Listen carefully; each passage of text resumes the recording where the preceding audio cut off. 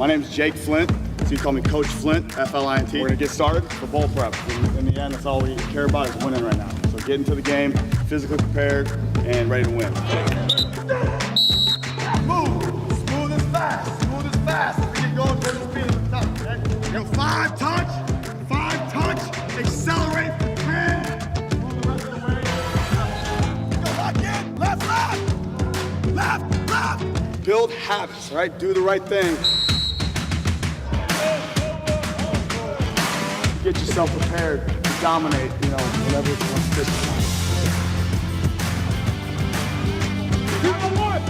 be. We'll see y'all January 4th.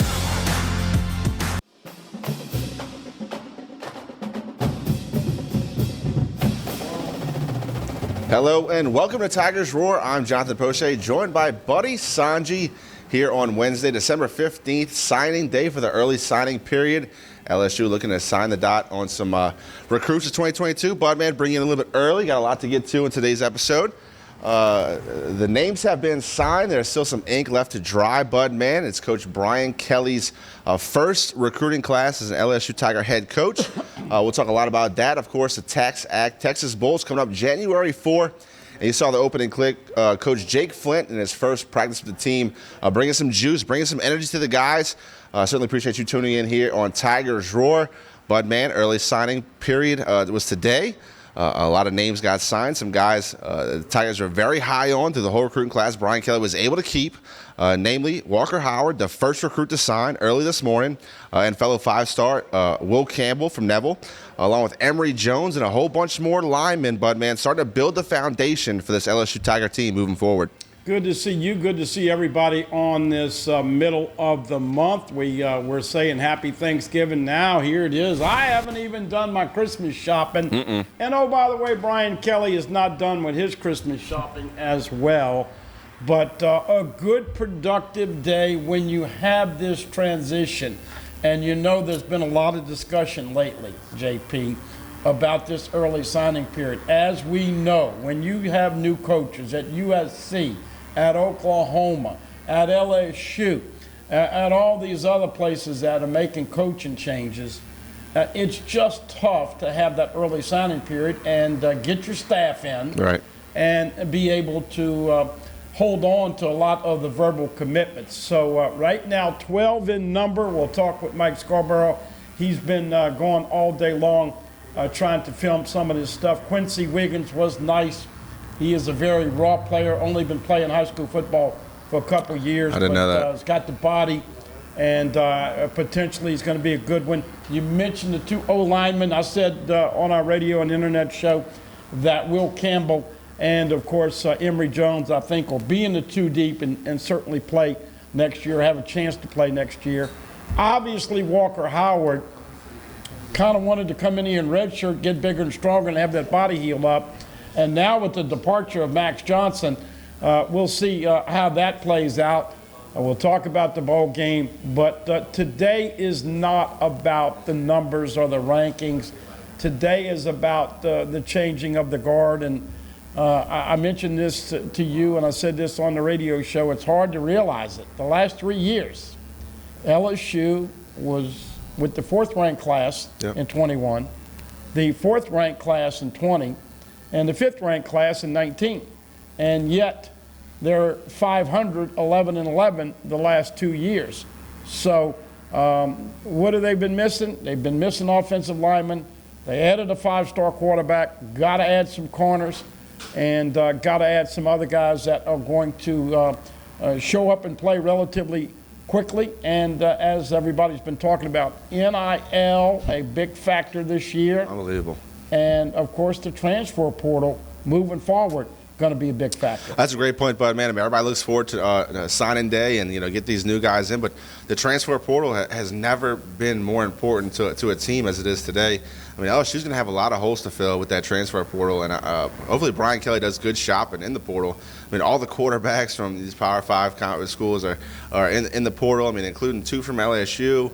Of course, Miles Brennan leaks out that cryptic message on his Instagram about how possibly it got spread around that he'd be interested in coming back for the bowl game.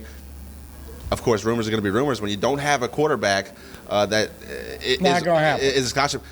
So Brad Davis, interim head coach of the LSU Tigers, mentioned in his press conference, which we'll let you guys hear from him a little bit later in the show. But they're trying to work out something with the NCAA to get a waiver signed with Nussmeier.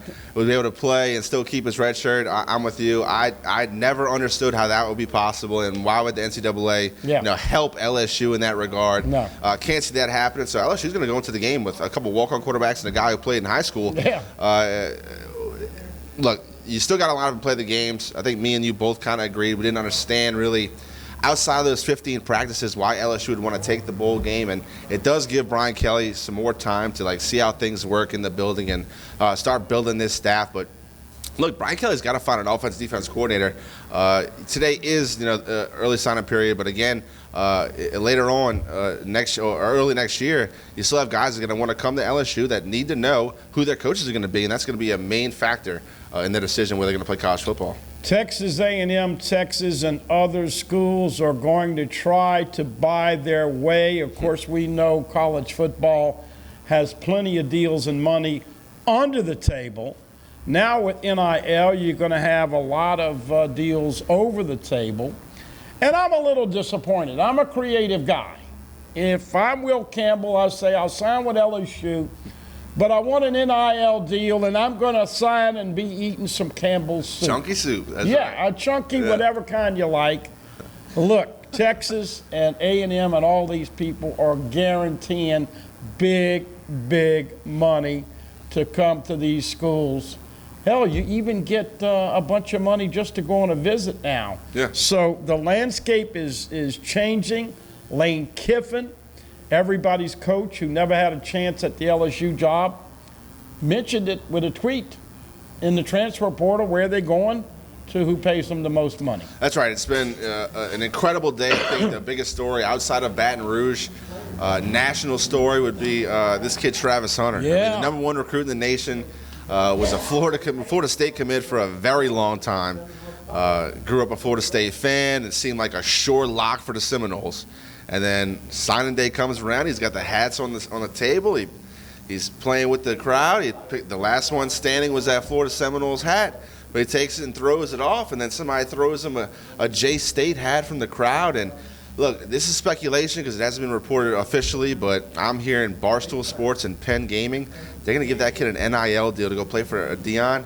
Millions was with the term I read. Millions of dollars. What about Quinn Ewers or whatever? Took $1 million deal to go to Ohio State, left Ohio State. Texas is going to pay him money. All of the O-linemen at Texas are getting X amount of dollars, I think $50,000. That's what I read. And more perks. Yep. And so this is, look, LSU has been able to compete for players, but this NIL, the interesting thing here, and you have a son who's going to be a recruit in 3 years. And I hope that Drew is big enough and strong enough and fast enough to get a deal at one of these big places. Me too. But the landscape has changed, and you got to take your patience pills. You got to give Brian Kelly and his staff. People are getting very antsy about who's going to be the OC or the DC. Yep. Bottom line is that this is not a day where you're going to go on the internet and beat your chest, but you just got to believe in the process. Yep. And once again, hope that he can get some really good players in the transfer portal. Hopeful they are going to be a little more creative and out front on these NIL deals because the last thing you want to see is LSU go back down to mediocrity. It's happened. Anytime there was a change, when Les came in, he only signed 13 players. When Saban came in, their ranking was in the 20s. And so this is something that is problematic when you have a coaching change. But I do think that they're going to establish the offensive line and get better there. And I think everybody will admit that was a weakness. Right. Got to get some quarterbacks and get some depth there. Got to get corners and DBs. Got a good lineman and a linebacker in Tolan. We'll talk to Mike about that. But all in all, solid B for the day. But with the circumstances, it's hard to give them a grade any higher than that. Right. I mean, so certainly. And look, LSU program was a dumpster fire just a couple weeks ago. You know, everybody was wondering who the coach was and all the opt-outs and the transfers. But yeah, solid B, I think, is a fair grade. Kept the important guys at the top in the state of Louisiana. Also got Demario Tolan, as you mentioned. He's a very talented linebacker that hopes to play a part for LSU. We have a whole lot more here on Tigers Roar. We take a break. We'll come back and talk about some of these recruits. We'll let you guys hear from interim head coach Brad Davis getting his team ready for the Texas Bowl on January 4th. Don't go anywhere. You are watching Tigers Roar.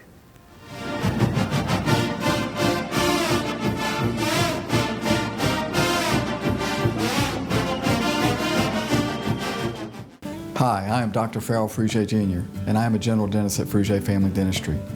I was born and raised in Baton Rouge, Louisiana. I went to Catholic High School, LSU, and LSU School of Dentistry in New Orleans, where I received my DDS degree in 1986.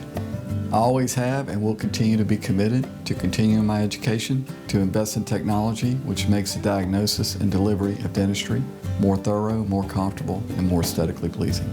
In our practice, we are here to serve the patients. We want to improve their quality of life and to develop relationships with our patients.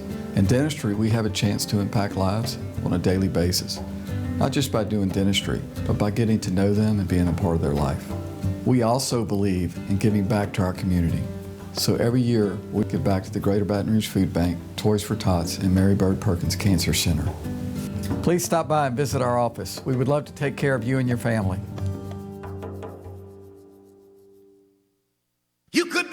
Happy Honda Days are back for the most wonderful time of the year at Team Honda. The savings are high on every new Honda. And with our Buy Here, Sell Here program, you'll get top value for your trade. Happy Honda Days from Louisiana's #1 Honda dealer, Team Honda. Hello guys, it's Debbie. It's time. I've got a brand new location. 10510 Airline Highway, Baton Rouge, next to After 5 Tuxedos.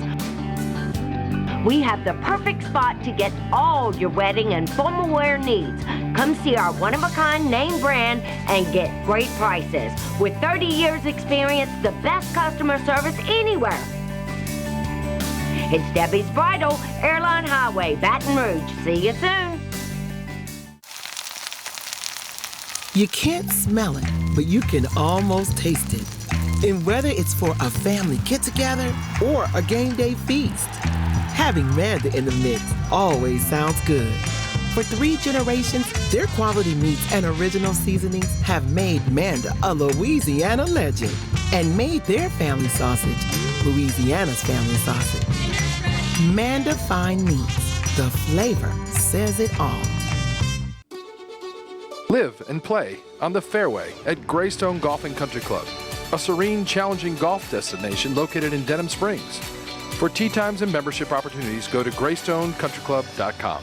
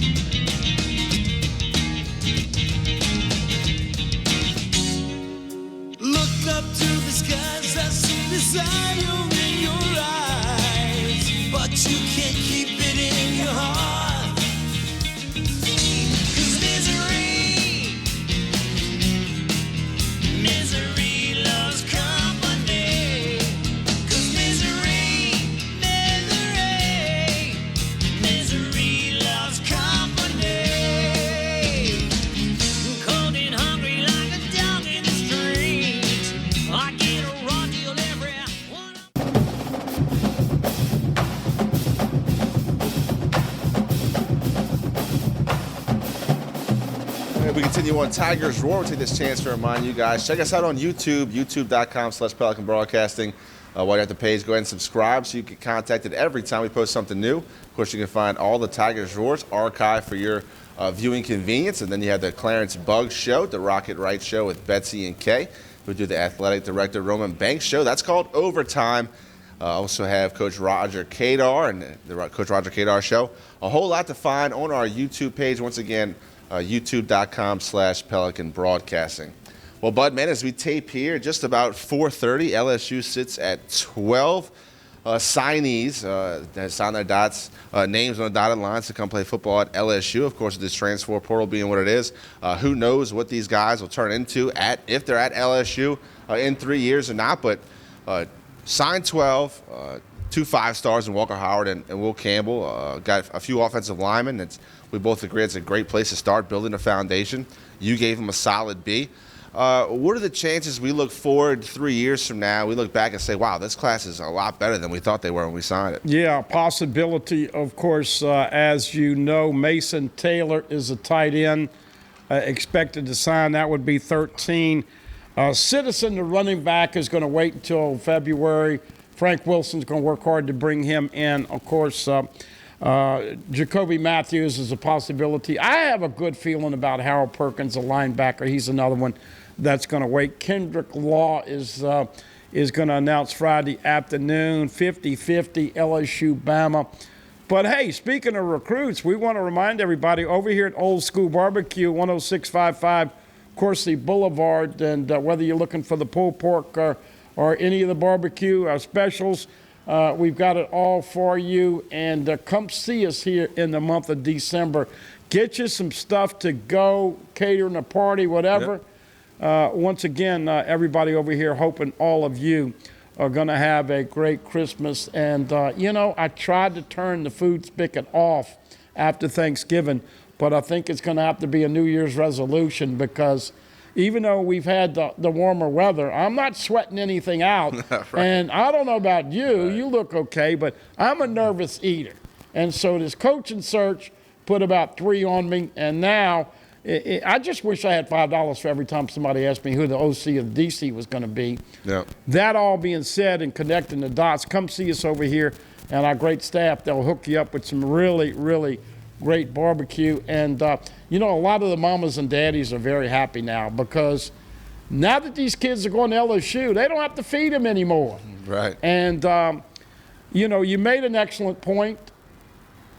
And one of the things that I want to stress tonight is that when you think about this day, a lot of us, the older, go back to the Bayou Recruiting Bash and how much fun we had meeting everybody, seeing everybody.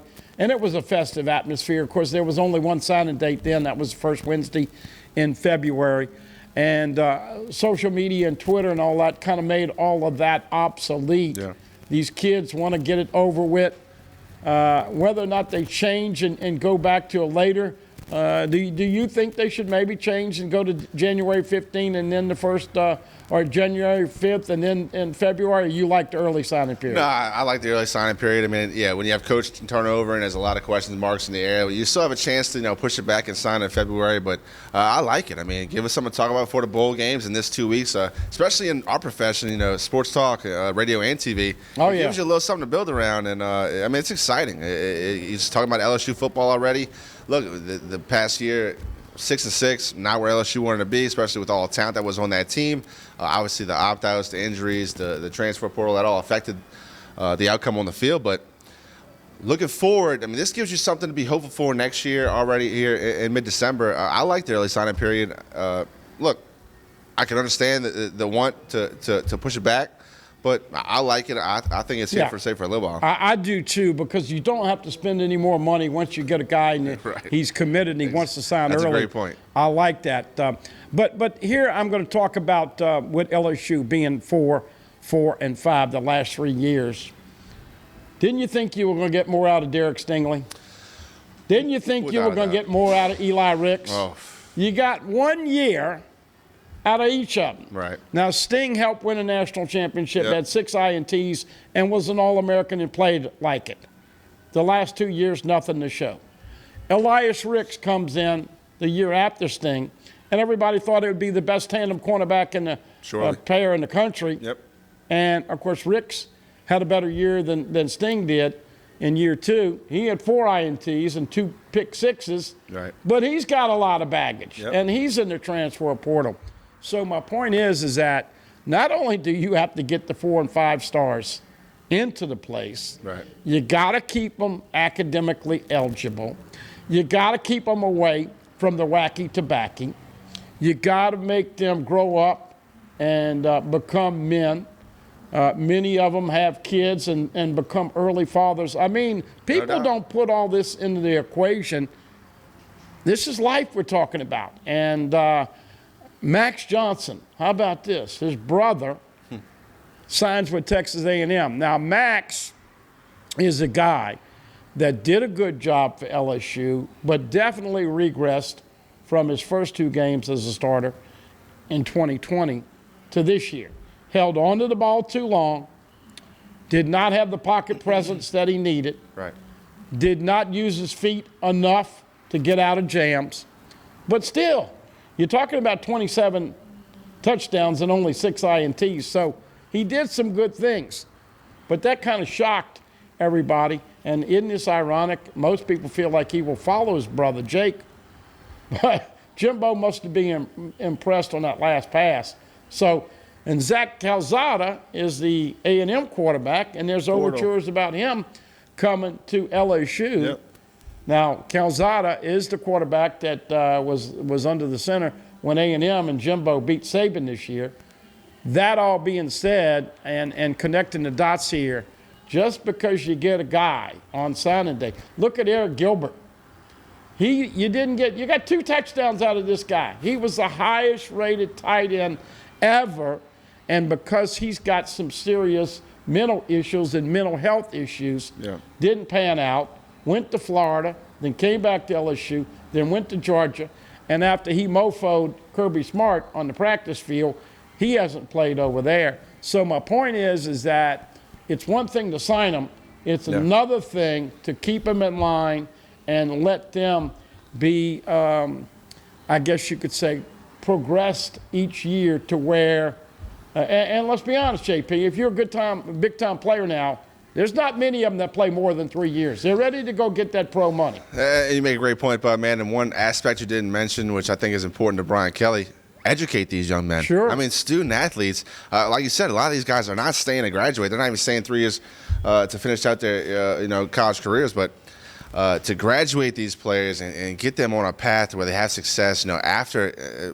pro football. If they make it to pro football, look, a lot of guys are great college players, but they don't make it to that next level. Sure. I mean, even guys like Braden Fajoko. I mean, that guy is still scratching to get his chance in the league with the Chargers. Still love that guy. And I think everybody does, but these players have to have plans and have to have the capability of fulfilling these plans when they're done with football. And I think education is a high priority for Brian Kelly. I think that's a positive turn because LSU, these past few years, that has not been a priority. They shouldn't call them student athletes. They should call them like minor league football players. You mentioned Jimbo Fisher and Texas A&M. I don't think that there's been a better situation for A&M in the past few years. I mean, you mentioned Oklahoma not having their coach. LSU just got Brian Kelly. So many factors for that Oregon, Texas A&M. USC, Oregon, USC, Miami.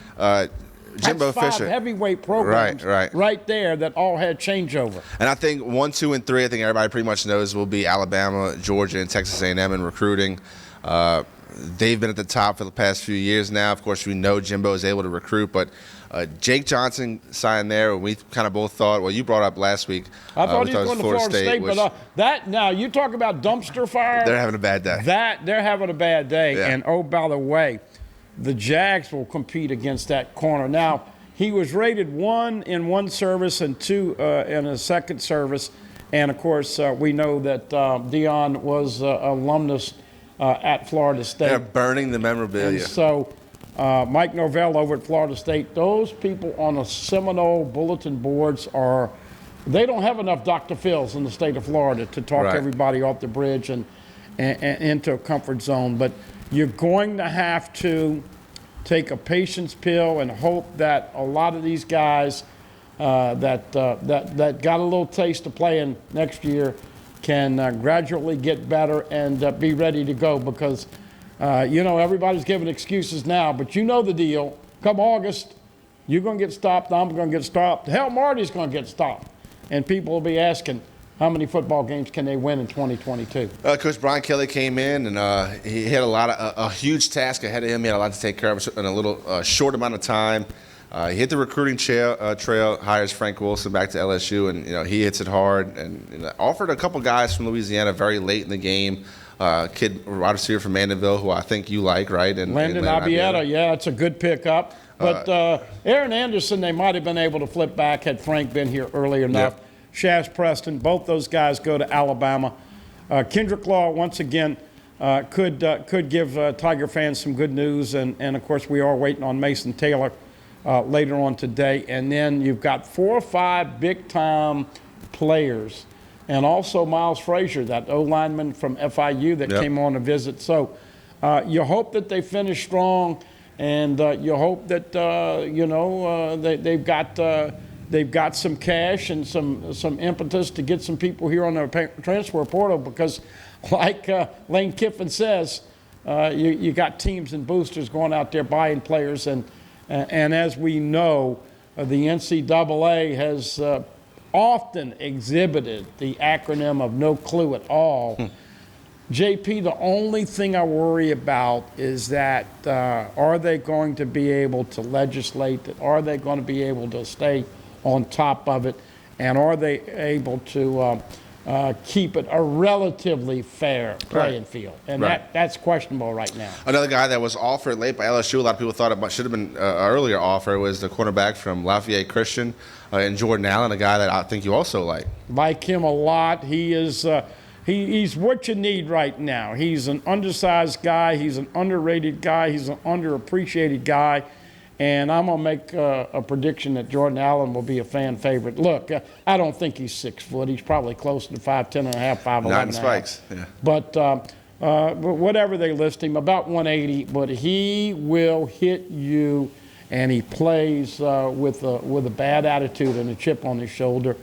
Of course, as we know, whenever you come in late like this, you want to salvage. I hadn't got the latest updated ratings, but Florida was really taking a hit. Missouri had a good year.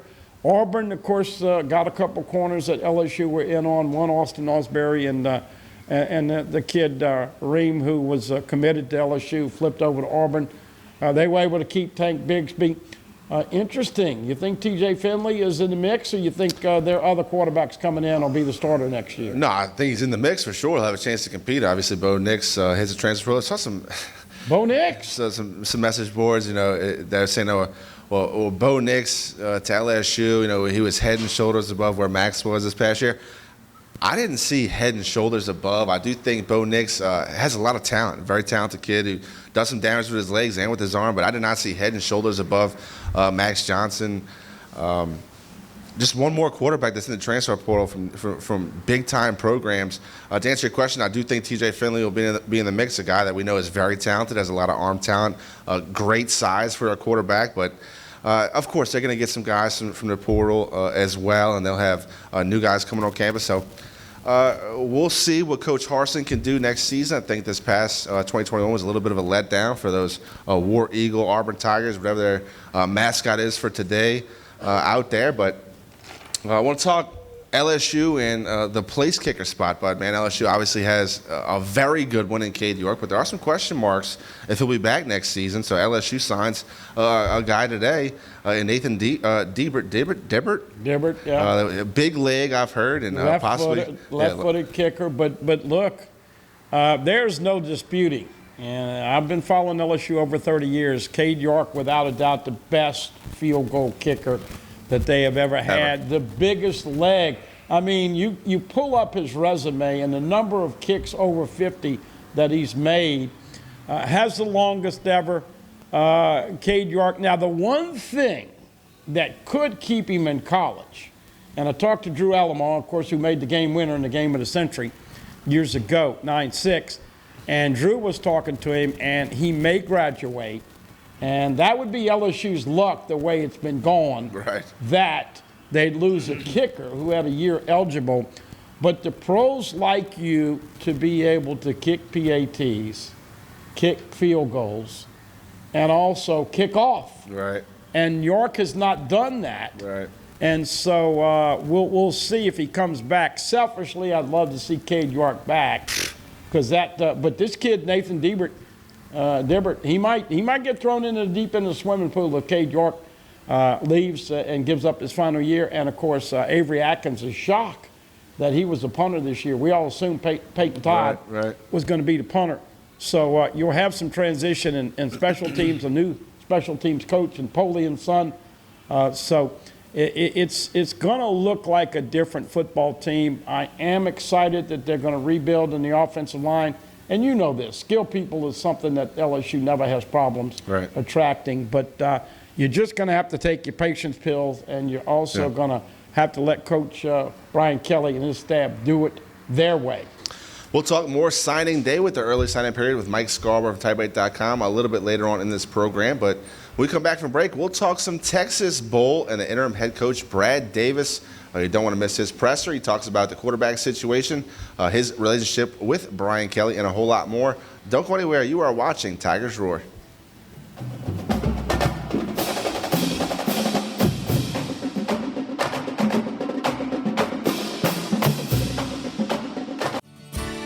Creel Tree Service is a licensed and insured tree service providing tree and stump removal, topping, trimming, cabling, pruning, and fertilizing. We have free stump removal with takedowns, free estimates, affordable rates, and senior citizens discounts. Call 774-TREE. That's 774-8733. Get your yard ready for the warmer weather. If it deals with a tree, call me, Creel Tree Service, 774-8733. That's 774-TREE.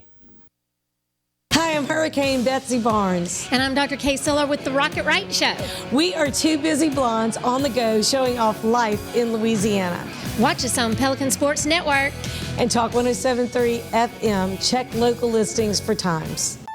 Tremonti's has meat. Tremonti's has seafood. Tremonti's has much more. Tailgating and home gating platters. Huge wine and liquor selection.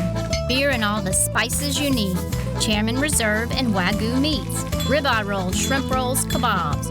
20 flavors of sausage for the grill. Daily lunch specials and game processing. On-site catering also available. Good meat ain't cheap and cheap meat ain't good. Visit Tremonti's.com. You've waited, and now Toyotathon is here at Team Toyota. Every new Toyota is on sale with end-of-year savings. And with our Buy Here, Sell Here program, we'll pay you top dollar for your trade. The selection and savings are right here for you at Team Toyota, I-12 and O'Neill. Caught spiders?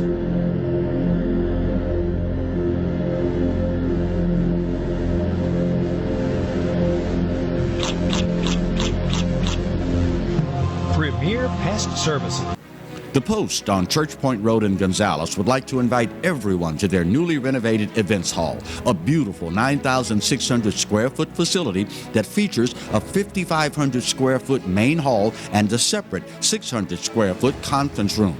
Renters have access to our huge kitchen, large stage, tables, chairs, bar, and covered outdoor cooking. So plan your next wedding, party, conference, and more at The Post on Church Point Road in Gonzales. Hello. Hola. Ni hao. Experience what the Baton Rouge International School can offer your children. Now welcoming displaced students for short and long-term stability.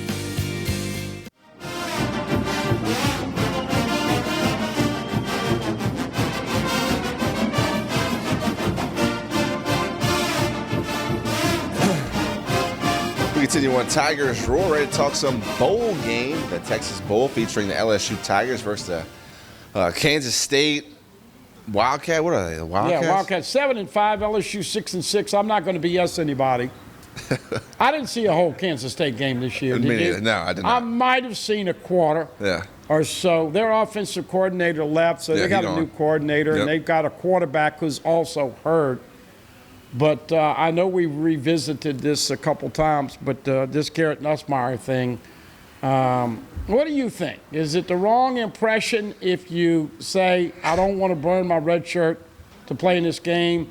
Or do you think he should jump in and say, hey, look, guys, I was one of the leaders last year recruiting all you guys, you brothers of mine, we're going to play, and you burn the red shirt. The NCAA, we got a better chance of seeing God. And of course, I hope we at some point we do see him when we get called to our final resting spot. But that all being said, I don't know, man. One day I think he should play. The next day I understand not burning the red shirt. But if he doesn't play and he sticks out and doesn't play because of the red shirt, then you're talking about Matthew O'Dowd, Tavion Falk, and Jontre Kirkland. And with their quarterback hurt and their offensive this thing could be 17-14 in a snoozer. Yeah. Following the doubleheader of LSU Kentucky at 6 that night in the Pete Maravich Assembly Center, and then of course the football game at about 8:10. Not going to start at 8. It'll be after 8. Yeah. Well, to answer your original question, in my opinion, it's not even an option. You burn the red shirt and you start the game for LSU Tigers. Your teammates that you went to 2-a-days with, you ran up and down the levee with, you sweat with, you almost died with that practice. I mean, they're all looking to you as the only scholarship quarterback on the team right now to lead this team in a bowl game to a win against Kansas State. I mean, there's no question. If you don't burn the red shirt and you think about me, which, I mean, I'm not going to bash Garrett Nussmeier because that's how a lot of kids think these days, but you will never win that locker room over. I mean, you might as well just hand the reins over to Walker Howard right now. That will not be your team next year when you already told these guys, look, my red shirt is more important than your bowl game. Sorry, seniors that have been killing themselves for 4 years for LSU, 5-6 years for LSU. In my opinion, it's not even an option. You burn the red shirt. Like, what if Max Johnson would have went down, the game after Miles Brennan said he was in a transfer portal? You have to play. It's not even an option. Quarterbacks don't stay and play for 4 or 5 years nowadays. I mean, if you have a chance to go early to get into the NFL, you absolutely do that. Will Garrett Nussmeier develop into that player? That's yet to be seen, but in my opinion, you absolutely burn the red shirt. Look, guys, I'm here to play. I'm here to win for LSU. We're teammates. I understand you need me to play, and I'm going to go ahead and sacrifice my 1 year of eligibility, which I might not even use down the line anyway, and I'm going to play this game. We're going to beat Kansas State in the Texas Bowl. His daddy's heavily involved. Of course, his dad, a former player and a former Saint, and being a coach with the Dallas Cowboys right now. If you remember, they've already flip-flopped on this decision one time. Yep. And they said, okay, we're going to burn the red shirt. We're going to let him play. And he got in every play other than the first two series against Arkansas. And then they came back with, well, we've kind of changed our mind. Now he plans to redshirt. Look, LSU was doing the waiver with John Emery, and that was all on John Emery. You got to take care of your business academically. Yep. We're hearing some early overtures that there are going to be more academic suspensions for the upcoming bowl game. The culture has been toxic. When you come in here and change the values, the culture, the mannerisms, the mindsets, the habits, there's blood on people's hand, and it's not easy. So you probably have another 3 or 4 months of hurting a little bit as an LSU fan. I'm hoping, and PFM makes a good point, man, getting 10 in the transfer portal, that's a lot. But you're probably not going to see LSU hitting 85 numbers for a couple more years. But that all being said, they played and held Alabama to 6 yards on the ground. Still is the craziest stat of the year. Right. They should have beaten Arkansas. Yep. Had them right there and couldn't finish it. They should have obviously beaten Auburn when they were up. And the aforementioned Bo Nix, all of a sudden they couldn't tackle him. They made some plays. Yep. And then they beat Texas A&M with about 53 guys on scholarship suiting up. So this team did not give up, and they played hard. But I think the me with some of the superstars has burned them a little bit. You're going to get back to seeing LSU fans be proud of the way this team acts on and off the field. I think they will be physically fit. I think they'll be tough, but man, oh man, to jump into the swimming pool of the SEC West, what a challenge for Brian Kelly in year one. Coach Brian Kelly has already made clear that he will retain interim head coach Brad Davis to be his offensive line coach. Coach Brad Davis is really embracing the opportunity to lead the Tigers into this bowl game. The team has started their bowl game practices, and Coach Brad Davis had a press conference. We'll let you guys hear from Coach Davis.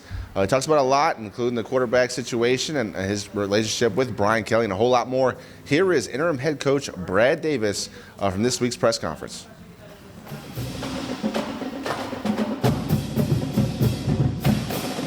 Well, thank you guys here for having us. I'm really excited about the opportunity to coach this team in the TaxAct Texas Bowl against Kansas State.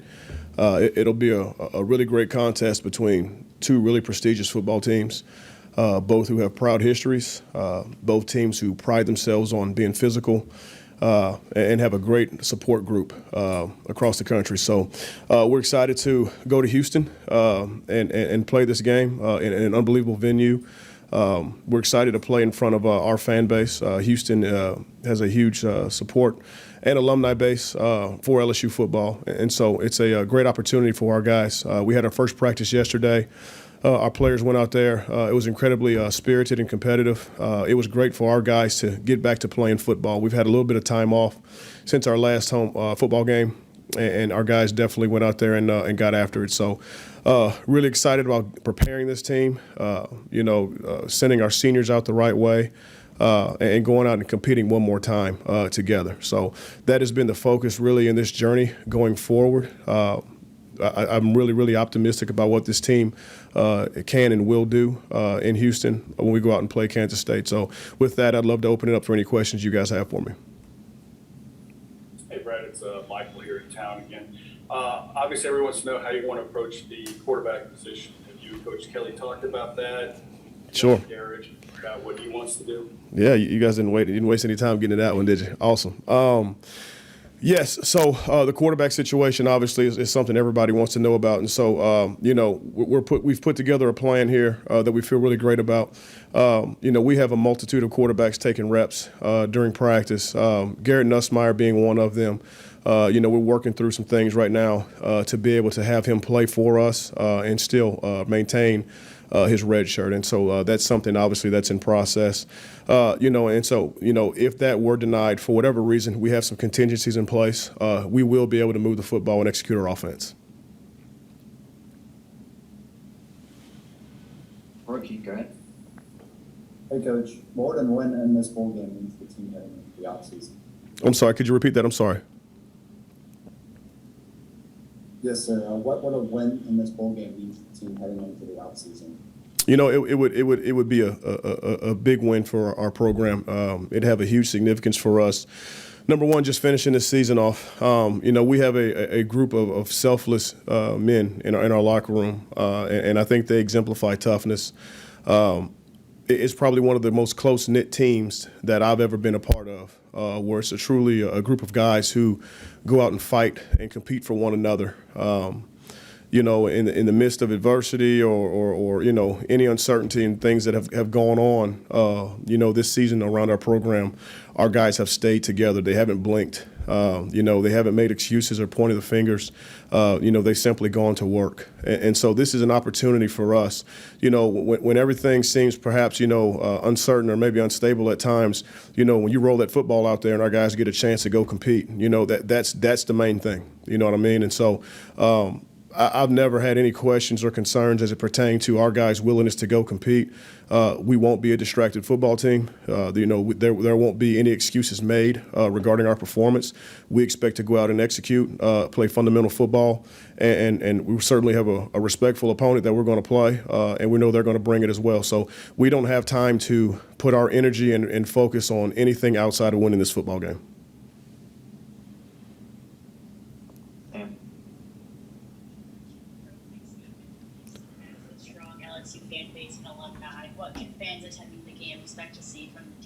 Sure. Well, first thing, we want to make sure that we put a group of kids on the field, or men on the field for that matter, that'll be incredibly disciplined and tough. Obviously, Coach Kleiman, his program is built around the same things. And so we're expecting it to be a physical, hard-nosed football game.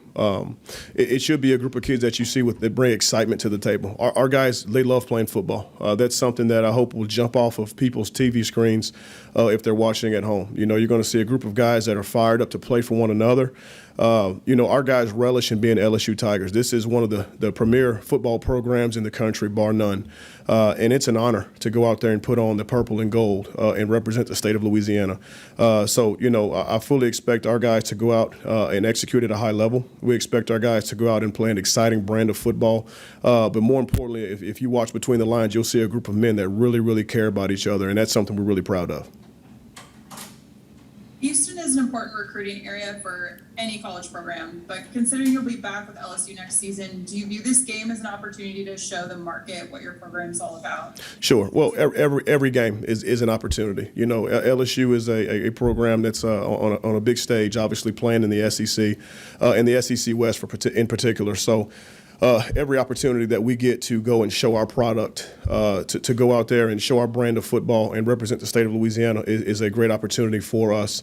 You know, obviously playing in a prestigious venue like NRG Stadium and playing in a great bowl game like the Texas Bowl for us is a great opportunity to, you know, show kids that, you know, in the midst of, you know, things going on in your program or around your program for that matter, you know, football is the most important piece of this thing going forward for our team. So I'm excited about the opportunity. It's a big deal for our kids to go and win this game. Mark? Right, how kind of crazy is it that you opened the season working here, now you're going to end the season playing here? Yeah, I tell you, it's funny how things sometimes go full circle. It's definitely was something that we could not have anticipated, obviously, on either end. You know what I mean? You know, from an expectation standpoint going into the season, you know, obviously we did not expect to be displaced, you know, by a hurricane or natural disaster. And yet it was a testament to, you know, the administration here at LSU for how we pulled together. And it was certainly a testament for the city of Houston, how they welcomed us with open arms and made our time there comfortable. So it is somewhat of a fitting ending to go back to Houston and be able to finish this season. Our players are super excited about it. You know, it's a great place for our kids. Not only to go out and compete and play football, but in their leisure time to be able to enjoy the city of Houston. They've got so many, you know, different amenities and things to offer for people who are out of town. So, you know, we fully expect our players to be able to partake in some of it, not too much, obviously, because we want to remain focused on the game. But it is a fitting ending, and we couldn't be more excited. Coach, Adam Gattuso, Tiger TV. Excuse me. A couple weeks ago, recently Will Campbell came out and announced he would be signing with LSU, but a couple weeks ago before that he had mentioned he was really just hoping you would be retained under this new staff. Does that mean anything to you as a coach or as a person when someone comes out and says something like that about you? Well, so, you know, I'm not allowed to talk about recruits here. You know, it's an NCAA violation.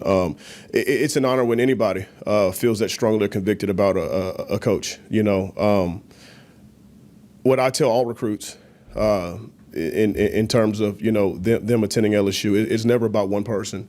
LSU football is bigger than any coach that's here now or has been here or will be here. The brand itself, the university, what it stands for, the opportunity to run out that tunnel in Death Valley, that's something that really no recruit should ever pass up. So even though I'm not allowed to speak on particular recruits and those things, I'm honored to be here. Every day that I've been here has been a joy for me.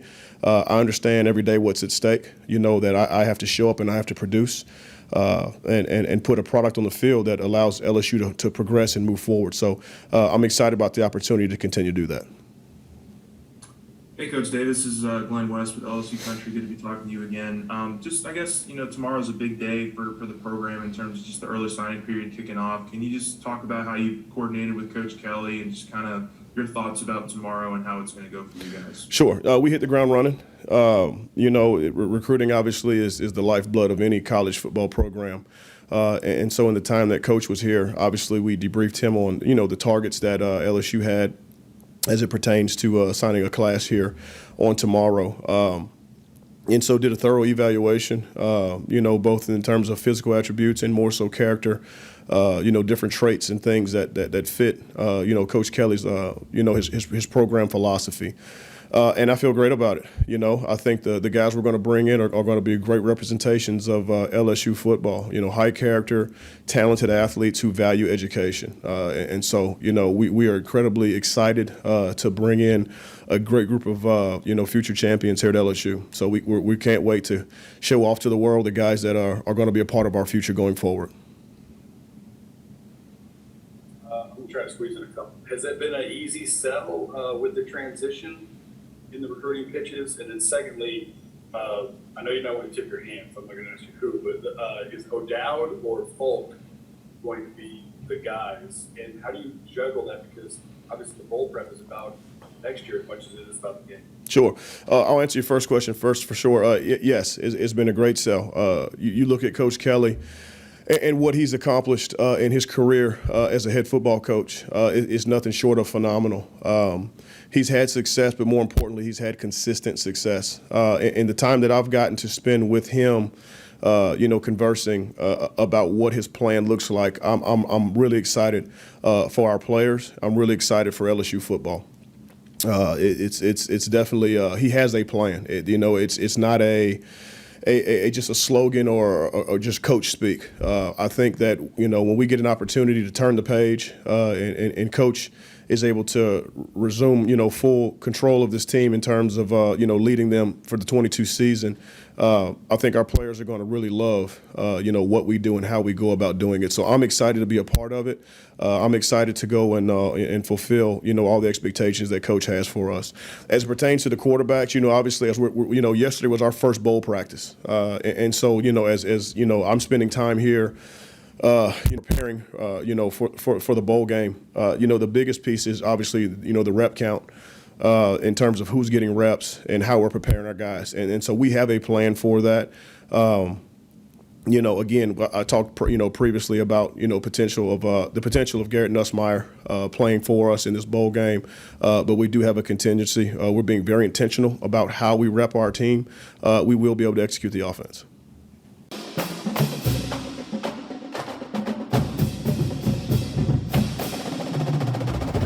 And that was interim head coach Brad Davis getting ready for the bowl game. Team started practicing this past week.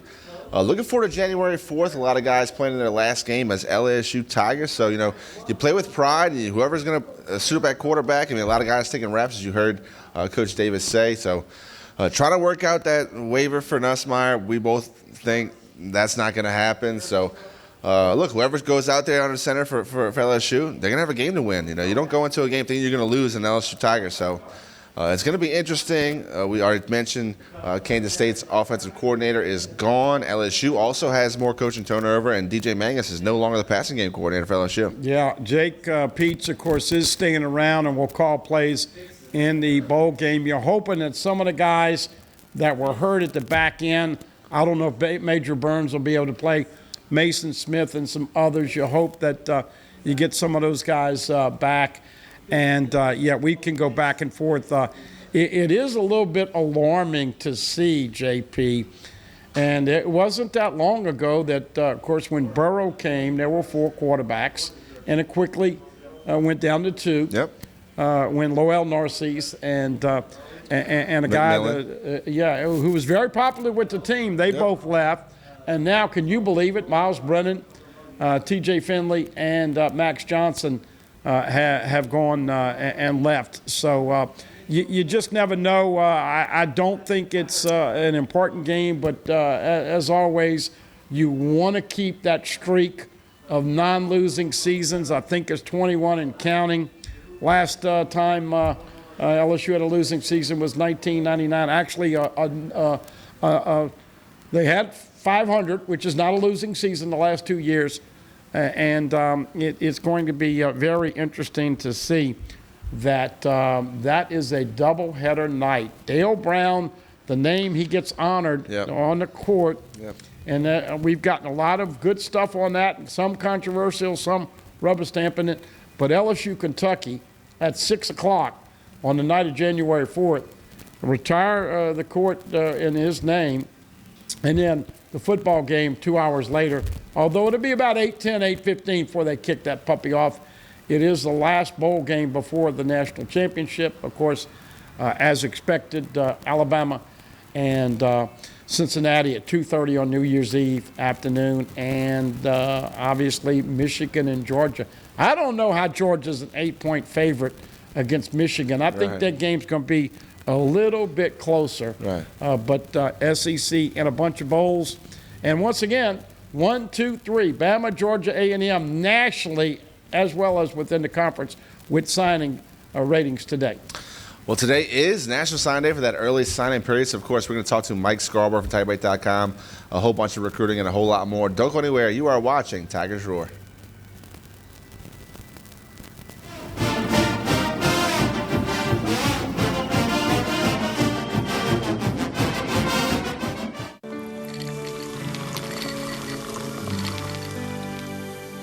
No one can stop me when I taste the feeling.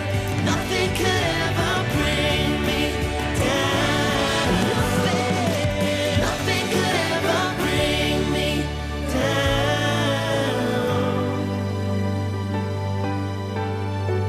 Taste the feeling.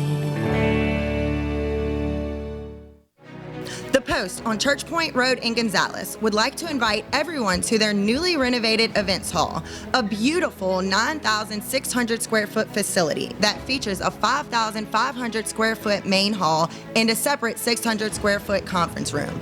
Renters have access to our huge kitchen, large stage, tables, chairs, bar, and covered outdoor cooking. So plan your next wedding, party, conference, and more at The Post on Church Point Road, Gonzales.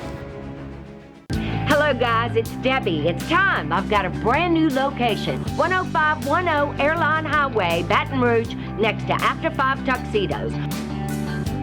We have the perfect spot to get all your wedding and formal wear needs. Come see our one-of-a-kind name brand and get great prices. With 30 years experience, the best customer service anywhere. It's Debbie's Bridal, Airline Highway, Baton Rouge. See you soon. Bolello's Furniture and Appliances, your dependable independent. Depend on us for service, for selection, for price. Get huge Whirlpool savings. Shop now and save on Whirlpool appliances throughout the store. Plus, experience our price match guarantee and ask about special financing. You can depend on the know-how of people who live appliances every day. Bolello's Furniture and Appliances, your dependable independent with nationwide buying power. Live and play on the fairway at Greystone Golf and Country Club, a serene, challenging golf destination located in Denham Springs. For tee times and membership opportunities, go to GreystoneCountryClub.com. You could be driving. Happy Honda Days are back for the most wonderful time of the year at Team Honda. The savings are high on every new Honda. And with our Buy Here, Sell Here program, you'll get top value for your trade. Happy Honda Days from Louisiana's #1 Honda dealer, Team Honda.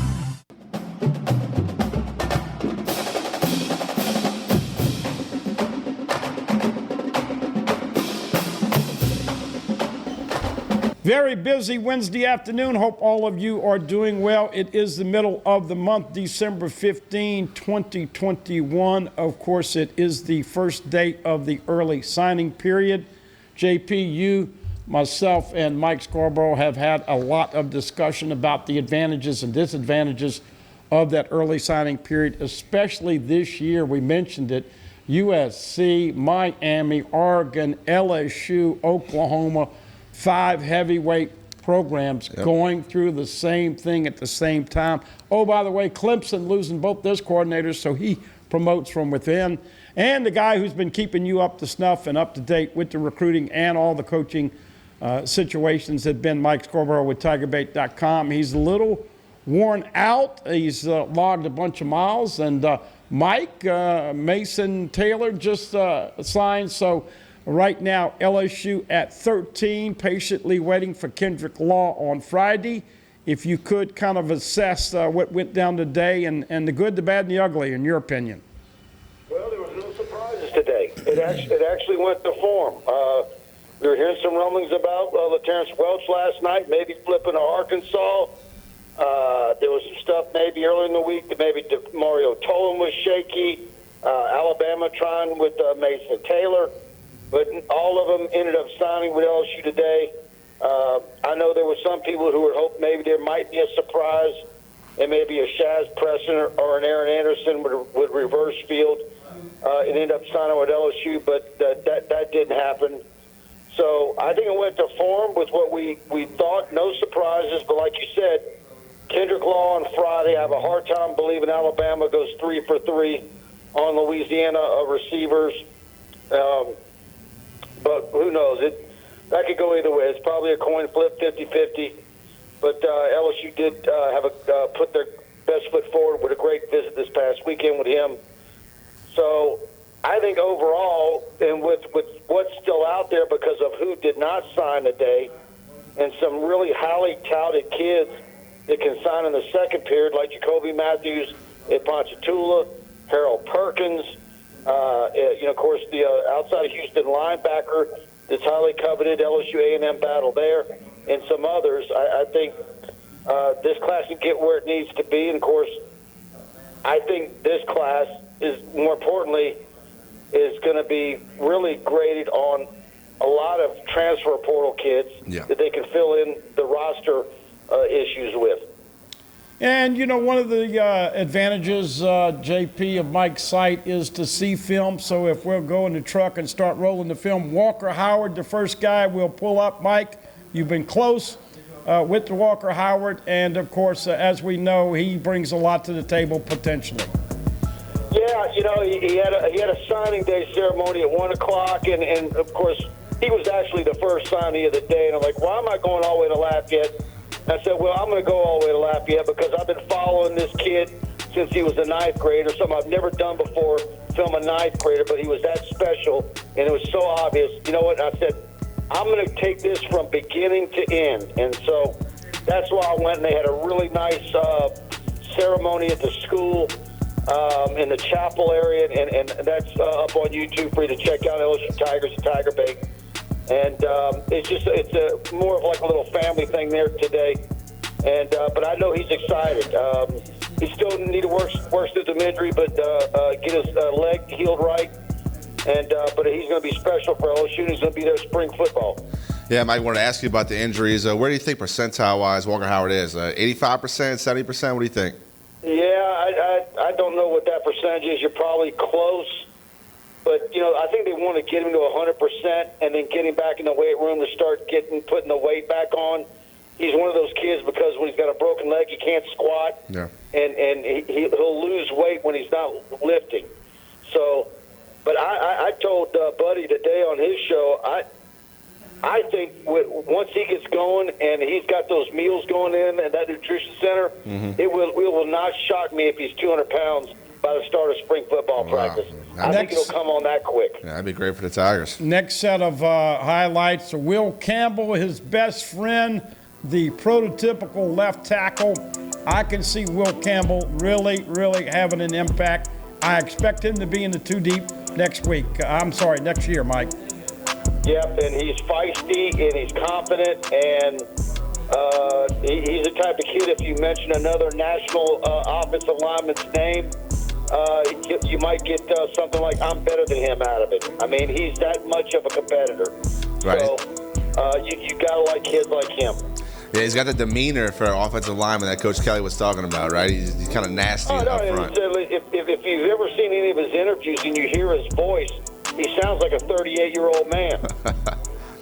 No doubt about it. Of course, the third guy that we've got film on, and you were there once again early this morning over at Madison Prep, 9 o'clock. Quincy Wiggins, JP, only played football 2 years, very raw, but the sky is the limit for him. Yeah, another great ceremony today at Madison Prep. Jeff Jones, Landry, Ross Akpan, they all did a great job. We had Zion Chris also there signing with the Cajuns. And so it was a really nice function there. Packed house in the gym there. And I think Quincy is much like Walker Howard and a lot of these kids. They were more than ready for today to come and be over with. I think they're all worn down by the recruiting process. And so, and in fact, Quincy told me that in an interview previewing today, yesterday, and again today. And he's very much a raw football player. He just completed his second full year of ever playing football. People forget that. He was a basketball player, and he did not start playing football till his junior season. Yeah, that is unbelievable, Mike. I mean, once a guy like that, learns where to put your hands, learns the technique. I mean, the sky is the limit for a guy like Quincy Wiggins. Yeah, just scratching the surface. He's a super kid, highly intelligent, high grade point average, hard worker, starter. And so, of course, that's going to be a guy, too, talking about him and Walker and all the others. When we see what the new strength conditioning coach at LSU is like and what he brings to the table. Does he grow into a D tackle, or you like him as a DN coming in? No, he's an end. He's lanky, narrow waist, edge guy. Next highlights, Fitzgerald West. Mike, you told us at lunchtime today he's really reshaped his body a little bit. Yeah, well, I look up at Quincy's deal, and there's Fitzgerald West, and I'm like, well, isn't your deal he drove into Baton Rouge for Quincy and then made it back for their ceremony at 2:30 at LCA, him and Jordan Allen. And so I shot a picture of, I got him and Quincy to stand next to each other for a photo, and I think Fitzgerald West has gotten taller. It wouldn't surprise me if someone told me he's gotten an inch or two taller. So that bodes very well. Those are both two guys right there that probably need a year or two, because the thing with Fitzgerald, he's being recruited as a center, but he didn't play offensive line. He just started working at center and offensive line in the off season, to show what he could do at camp, and it ended up earning him scholarship offers to LSU and Alabama because of it. And JP, interesting that you have a guy, as we know, you got to find a center. I'm with Mike. I think it's going to take him a year or two, but another guy that is in the trenches. All right, player number 5, Tyge Hill. Some concern about him going to Tulane and all, but when the smoke cleared, you had a big D lineman from the state of Louisiana, Mike. Yeah, and there's even been some scuttlebutt that I don't know how accurate it is, that maybe he might be a kid that comes to LSU and ends up like Will Blackwell or Joe Barksdale and ends up as an offensive lineman. And that might actually be a good spot for him. And the guy's Twitter handle is Ty Geezus. He's got confidence, Mike. Huge body. LSU really a mammoth of a man from Carr. And the guys, the interesting thing is we went back to the last 3 years in the rankings, 4, 4, 5. But LSU only signed 2 offensive linemen last year with Garrett Dellinger and Kimo McAnally. So we're expecting Campbell and Emory Jones to come in and have a impact early on. DeMario Tolan, there was also some worry about him flipping. And I know Coach Kelly was very happy. And we can't say enough about Blake Baker and the guys that have continued to recruit these guys, Mike. Yeah, we didn't get a typical end of the day press conference from the head football coach. I'm assuming we'll get that next week, probably because he wants to combine. Once Kendrick Law makes a decision, he'll combine a wrap up of the first signing period with maybe his introduction of some new staff members. So I'm hoping that's what it is.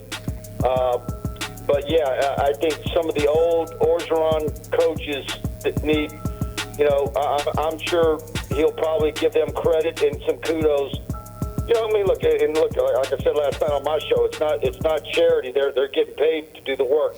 But multiple of those coaches did do the work and aided in helping LSU hold on to these recruits, because in reality, I think with what a dumpster fire this thing was for towards the end, this thing could have really fallen apart. And really, I think there's some people out there who will look at this half empty, but I think LSU did a darn good job of holding on to all the what they had, because in reality, you lost 2. You lost Jake Johnson, and which that's an unfortunate deal because of his brother, and Aaron Anderson.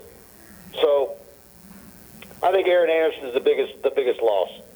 JP, you can't have enough linebackers that can run. Yep. I'm sure we'll get the interview with Mike Jones after the bowl game if he's coming back. But you got to have linebackers that can cover in space and run, because so many in the SEC West and in the SEC now with the spread and dinking and dunking and putting linebackers where they got to cover in space, and you got to tackle, got to cover, and you got to finish.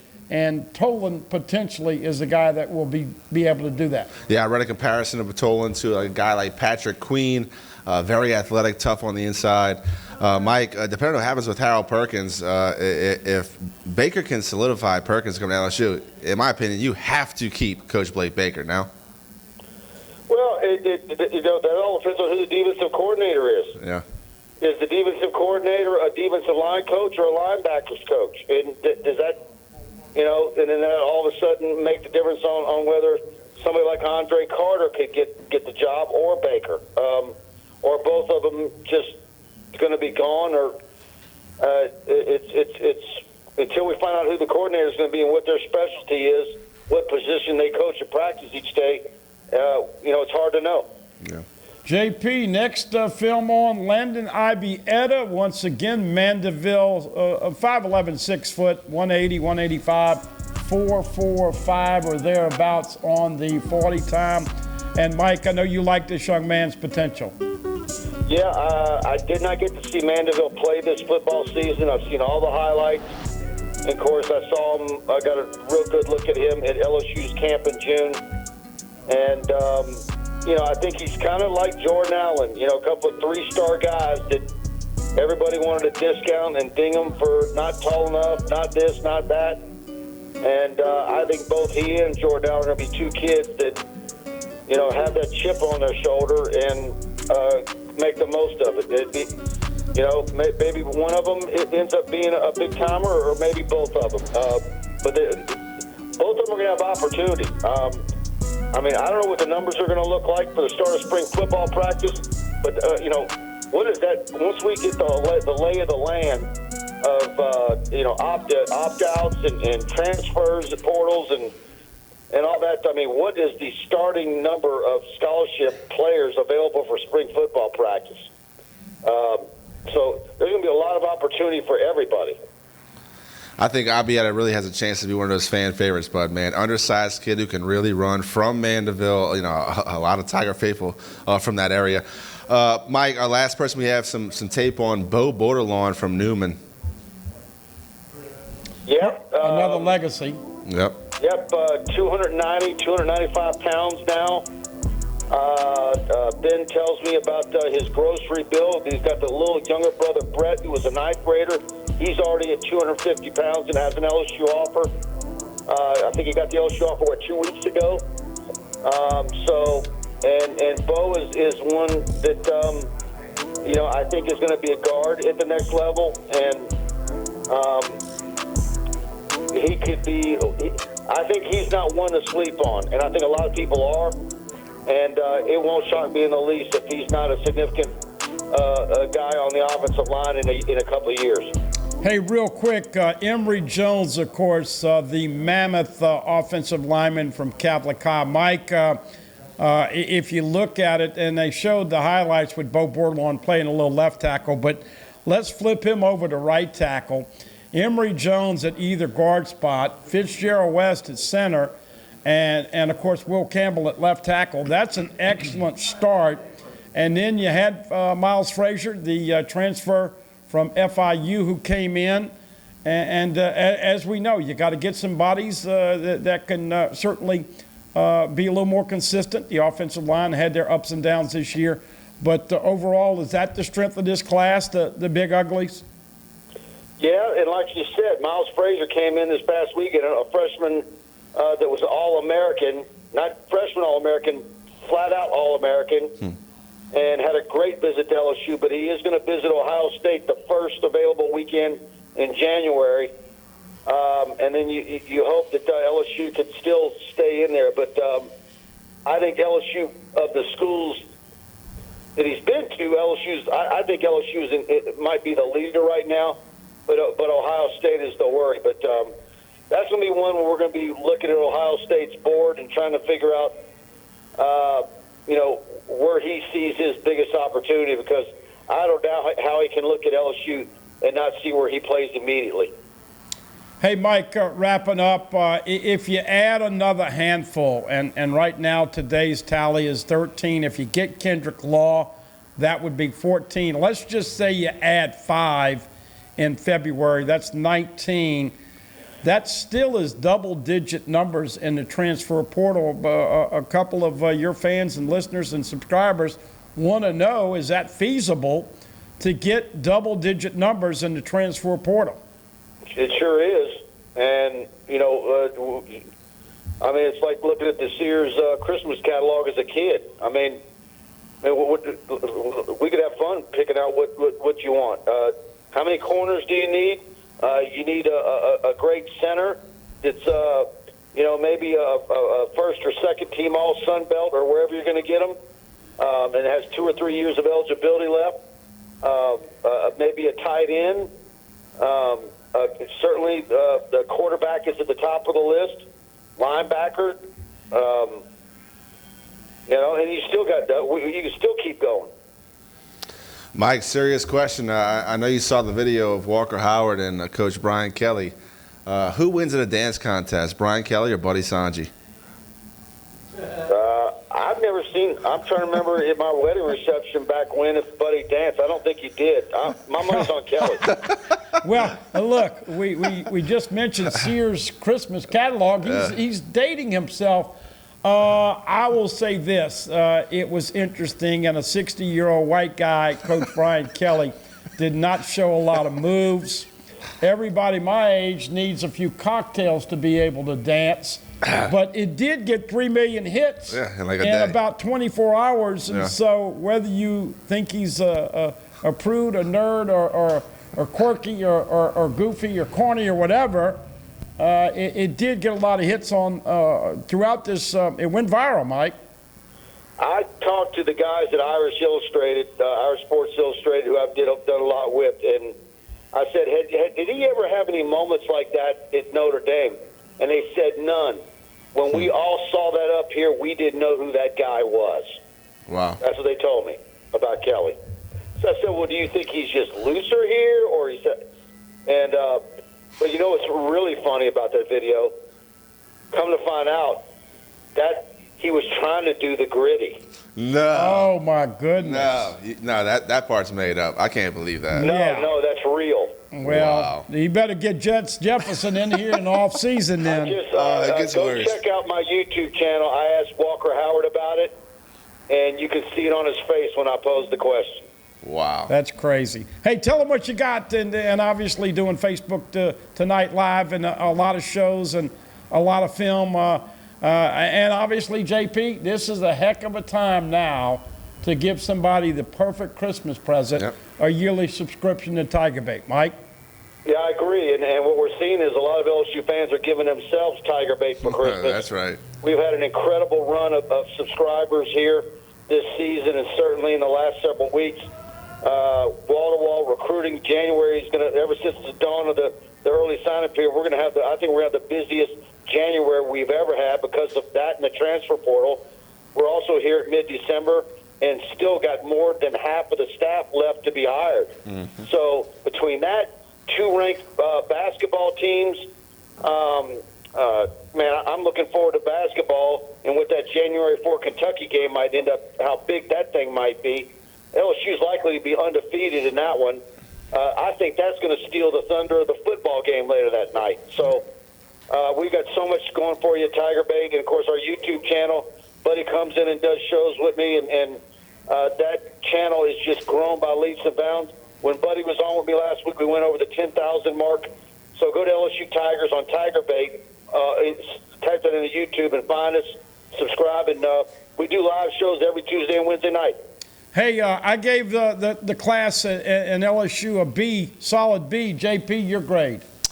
Yeah, I think you're right on. B minus. It depends on what they do to round out this group, especially with the transfer portal. I mean, it could be B plus A depending on what they do. Mike, your grade for today? I give it a solid B. Any other year, people would have been wanting to throw themselves off a bridge. But I think if you understand what college football is now, you understand that the transfer portal is much more important than filling up the last handful of spots or so at the end on guys that you're unsure about. Yep. So I think that's why most people are not panicking. Yep. Keep up the great work. All kidding aside, you've been working crazy, and I know a lot of people appreciate it. As always, see you in a couple hours, and thanks, Mike. Thank you, Mike. All right, buddy. Thanks a lot. All right. Talk to y'all later. And JP, you look back whenever there's a transition, whether it's Les Miles coming in, whether it's Nick Saban coming in, even whether it's Coach O coming in, it's hard to get the big numbers, and we'll see moving forward. As you alluded to earlier, if we look back and say, you know, everybody was kind of fretting and worried about it, but it seemed like whenever you're going through change and you're changing the culture, which has been toxic, it takes a little while to get that confidence back. Yep, starting with the foundation, a 5-star quarterback, and a couple linemen that can prove to be a very valuable Tigers in the future. Last break of the episode. We'll come back, put a bow on it, wrap up Tigers Roar. Don't go anywhere. He's the Bud Man. I'm JP. I want to thank Mike Scarborough, donors from TigerBait.com, and you are watching Tigers Roar. Got time?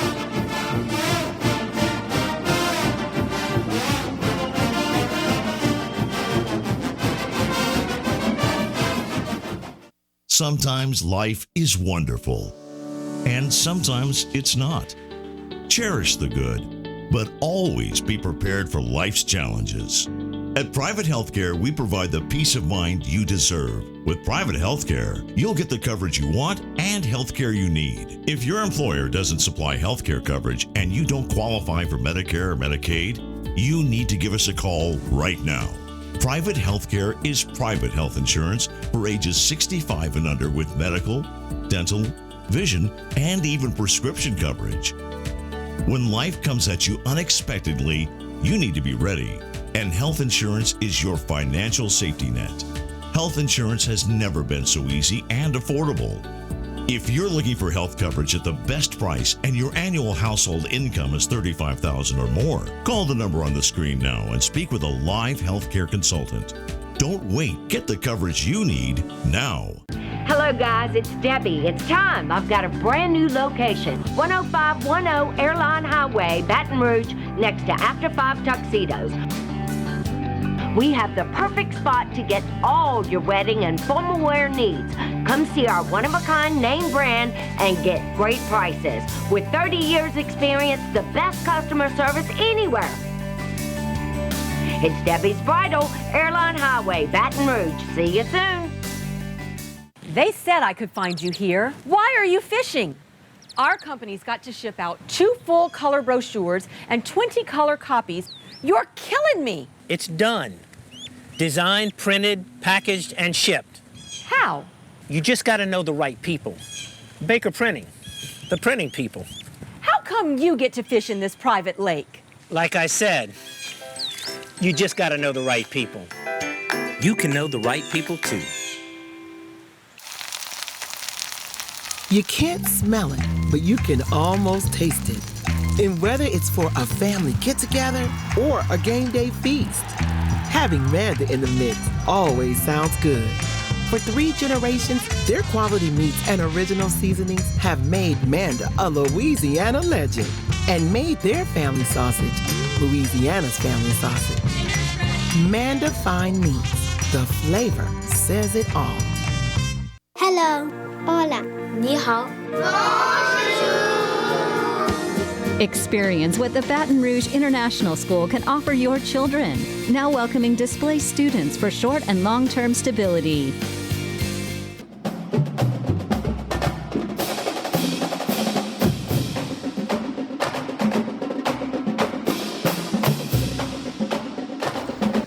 We continue here on Tigers Roar. Last segment of the episode, Budman. We'll talk some LSU basketball. Yeah. Coach Will Wade has his team 10-0 inside the top 25 and just handed a whooping to Northwestern last night. Held them to 15 points at halftime. Yeah, Will Wade's got the guys playing really, really well. Been a long time since LSU's been 10-0. And, of course, we know that Kim Mulkey has her Lady Tigers playing 7-1. really, really well. As they have had a tendency to start slow, a lot of selfish play, a lot of dribbling, a lot of poor shot selection, and jacking up threes. And then he calls a timeout and reads them the right act, and all of a sudden they put it in gear. But this team is very good defensively. They're playing 8 men religiously. Yeah. And it's been a fun team to watch, although Darius Days, they're doing all this. And after that great debut of making all those threes, Darius Days has not found his shot. We do some highlights from the Northwestern game last night. We'll ask the chart to go ahead and play those. We'll continue the conversation. Budman, the 16-minute mark in this game, Coach Will Wade told anybody who misses the block out, you're coming out the game, and he stuck to his word. Yeah, no doubt about it. Efton Reed, the big 7-footer, is starting to feel his confidence a little bit. Tari Eason is one of the best players on the team, comes off of the bench. Xavier Pinson, you can tell, starting to get comfortable at the point guard. As we said, Days is still doing all the things that you want but not shooting the three ball well right now. Yeah, Pinson scored his 1,000th career point in college basketball. Kudos to that young man. Look, this LSU team is so deep, Bud, man. You mentioned they play 8 or 9 guys every night, and look, they're pretty much all long, all very athletic. Most of them can shoot the basketball, but look, they all play defense, Bud, man. Eric Gaines comes in, and he's a bat out of hell. Sometimes he's real good, sometimes he's real bad. Plays much bigger than his 6'2" height.